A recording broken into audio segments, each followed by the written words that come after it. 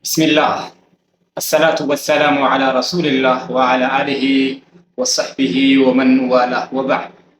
السلام عليكم ورحمة الله وبركاته. خويمتوت المان آية كتا تقول مسد جنة سينا نبي محمد صلى الله عليه وسلم حلال نبي محمد والحبر صلى الله عليه وسلم.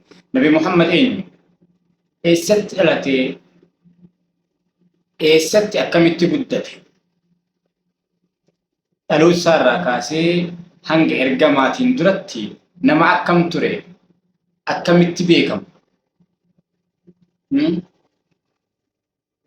نبي محمد صلى الله عليه وسلم أكنمت مكاسا وان أجنّي رسول ولا جنّي جارني مو وبني بيكني جارني أمروت ساتر حال جرين إسا حواسما ماتي ما الرابينمي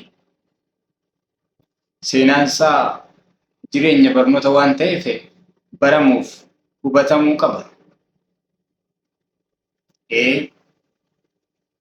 cara ilmaan namaati moodila alama hundaati waan ta'eef barree faana deemuu qabna, faana isaanii bu'uu qabna. Uswatun hasana hidhannoo gaariidha nama milkaa'ina ganda lamaanii barbaaduuf.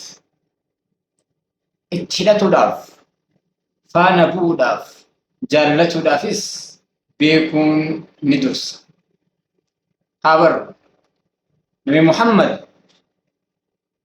مكانسا محمد ilma Abdullah ilma Abdul Muttalib ilma Hashim ilma Abdu Manaf ilma Qusay ilma Kilab ilma Murra ibnu Ka'ab ilma Lu'ay ibnu Ghalib ibnu Fihr